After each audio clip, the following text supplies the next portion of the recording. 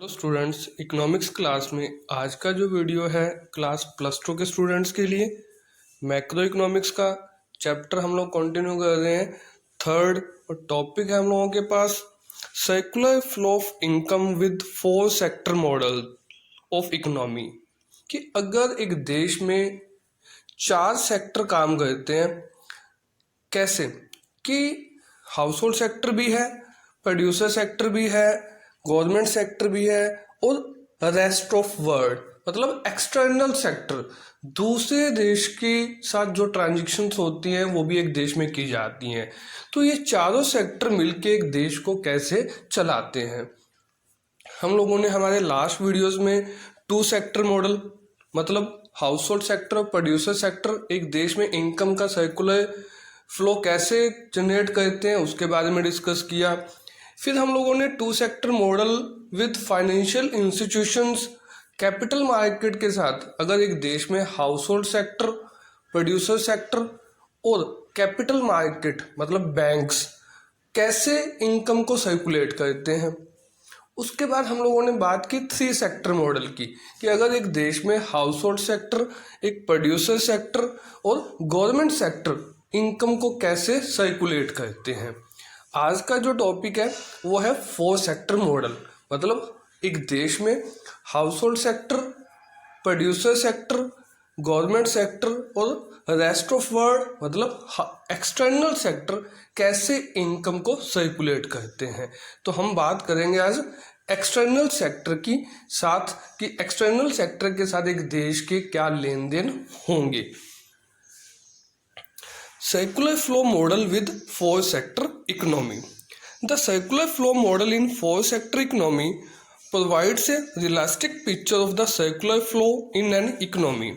4 sector model studies the circular flow in an open economy which comprises of the household sector, business sector, government sector and foreign sector. कि जो circular flow model कौन सा 4 sector जो model है वो हमें हमारे देश के अंदर होने वाले इनकम के सर्कुलर फ्लो की एक विश्वसनीय पिक्चर को रिप्रेजेंट करता है।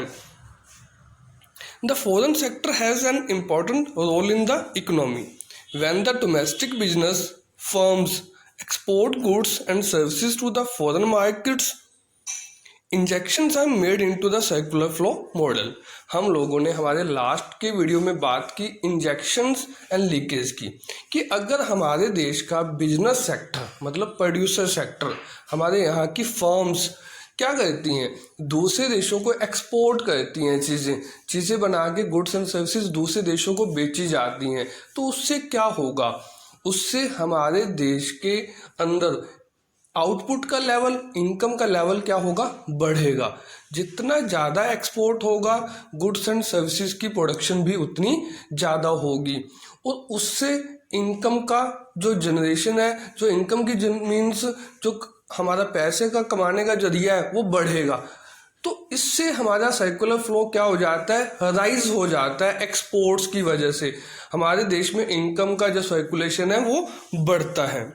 On the other hand when the domestic households, firms or the government imports something from the foreign sector, leakage occurs in the circular flow model। जब हम लोग मतलब house hold sector, government sector या हमारे देश का बिजनेस सेक्टर दूसरे देशों से गुड्स एंड सर्विसेज खरीदते हैं हम लोग, तो हम उन्हें पैसा देते हैं, मतलब हमारे देश में कमाया हुआ पैसा दूसरे देशों में चला जाता है। हमारे देश का जो गुड्स एंड सर्विसेज है वो नहीं बिकती, हमारे देश का आउटपुट लेवल या इनकम लेवल क्या हो जाता है, कम हो जाता है।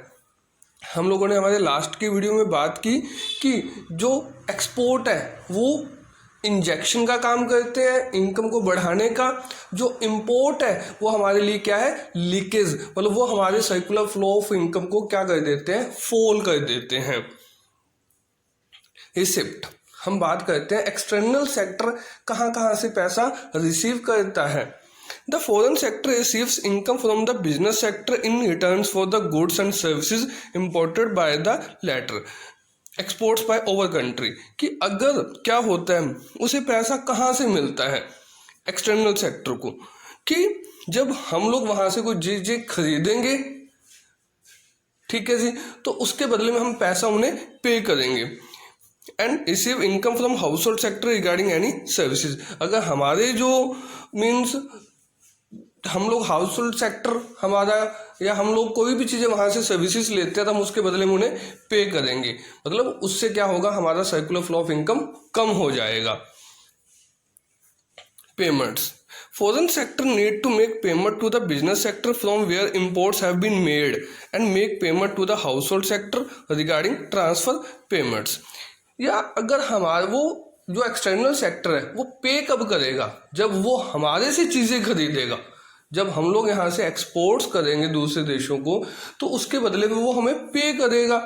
या हमारे देश का हाउस होल्ड सेक्टर जो है, ज़रूरत पड़ने पे एक्सटर्नल सेक्टर मतलब दूसरे देश के लोग हमें पे करेंगे, हमारी हेल्प करेंगे वहाँ की गवर्नमेंट, तो उन्हें पैसा पे करना पड़ेगा। तो हम लोगों ने दोनों ही चीज़ें देखी कि एक्सटर्नल सेक्टर जो बाहर के जो लोग हैं, जो बिजनेसमैन हैं, वहाँ की गवर्नमेंट है, वो कैसे पैसा रिसीव करते हैं हम लोगों से, चाहे वो हाउस होल्ड सेक्टर से, चाहे प्रोड्यूसर सेक्टर से, चाहे वो हमारी गवर्नमेंट सेक्टर से, और हमें पे कैसे करते हैं, चाहे वो हमारे हाउस होल्ड सेक्टर को, चाहे वो प्रोड्यूसर सेक्टर को, चाहे वो हमारी गवर्नमेंट सेक्टर को पैसा पे करते हैं। अब के सामने एक पिक्चर रिप्रेजेंट हो रही है जिसमें रेस्ट ऑफ वर्ल्ड की हम बात कर रहे हैं कि प्रोड्यूसर्स के साथ वो एक्सपोर्ट भी कर रहे हैं और इम्पोर्ट भी। अगर क्या हो रहा है, एक्सपोर्ट्स हो रहे हैं, ठीक है जी, रेस्ट ऑफ वर्ल्ड के हमारे प्रोड्यूसर सेक्टर के साथ, ठीक है जी। अगर वो लोग एक्सपोर्ट्स कर रहे हैं, वो चीज़ें खरीद के मीन्स वो चीज़ें हमें बेच रहे हैं, तो हम पैसा पे करेंगे। अगर हम लोग इम्पोर्ट करके ला रहे हैं, हम चीज़ें वहाँ से खरीद के ला दें, तो हम उन्हें पे करेंगे। इसी तरह रेस्ट ऑफ वर्ल्ड का हाउस होल्ड सेक्टर के साथ दो लाइन्स रिप्रेजेंट हो रही है। नेट ट्रांसफ़र पेमेंट्स, कि अगर हम लोगों ने हमारे को यहाँ हेल्प की जा रही है किसी भी तरह की दूसरे देशों के द्वारा, तो हमें पैसा मिलने वाला है। और नेट फैक्टर पेमेंट्स, अगर हम लोगों ने उन्हें अपनी कोई सर्विस दी है, उनके लिए कुछ काम किया है, रेस्ट ऑफ द वर्ल्ड दूसरे देश के लोगों के लिए ऑनलाइन जॉब्स हम लोग कर रहे हैं, तो उसके बदले में भी हमें वो कुछ ना कुछ पैसा पे करेंगे। अगर हम लोग वहाँ से कुछ सर्विस ले रहे हैं तो हम उन्हें पैसा पे करने वाले हैं। तो इस तरह से रेस्ट ऑफ द वर्ल्ड या एक्सटर्नल सेक्टर भी हमारे देश के अंदर इनकम को सर्कुलेट करता है, क्योंकि हम बहुत सारी ट्रांजेक्शन दूसरे देशों के साथ भी करते हैं। If exports exceeds imports the economy has a surplus balance of payments. अगर हमारे एक्सपोर्ट्स ज़्यादा है हमारे इंपोर्ट से, हम लोगों ने माल वहाँ बेचा तो 100 करोड़ का, बट वहाँ से खरीदा 80 करोड़ का, तो हमें सरप्लस बैलेंस ऑफ पेमेंट मतलब हम लोगों ने दूसरे देशों से पैसा लेना है। In case exports exceeds imports the economy faces a deficit balance of payments. Depending on the trade policies, the economy tries to maintain a balance between imports and exports। अगर हमारे एक्सपोर्ट्स क्या हो जाते हैं, इंपोर्ट्स से कम हो जाते हैं, मीन्स हम लोग बेच तो वहाँ 100 करोड़ का रहे हैं, बट वहाँ से खरीद 120 करोड़ का रहे हैं, तो हमारा जो बैलेंस ऑफ पेमेंट है वो डेफिसिट हो जाएगा। मीन्स हम लोगों ने दूसरे देशों को पैसा देना होगा। हमारे देश के अंदर जितनी भी पॉलिसियाँ बनती हैं, वो जो फॉरेन ट्रेड पॉलिसियाँ दूसरे देशों के साथ कैसे लिंक बनाए जाए, कैसे पैसा क्या हम लोगों ने दूसरे देशों से खरीदना है, क्या दूसरे देशों को बेचना है, ये डिपेंड करता है हमारे बैलेंस ऑफ पेमेंट के नेचर पे, कि हम लोगों ने दूसरे देशों को पैसा देना है तो हमारी बिजनेस पॉलिसियाँ क्या होंगी दूसरे देशों के साथ। अगर हम लोगों ने दूसरे देशों से पैसा लेना है तो हमारे देश की बिजनेस पॉलिसियाँ क्या होंगी।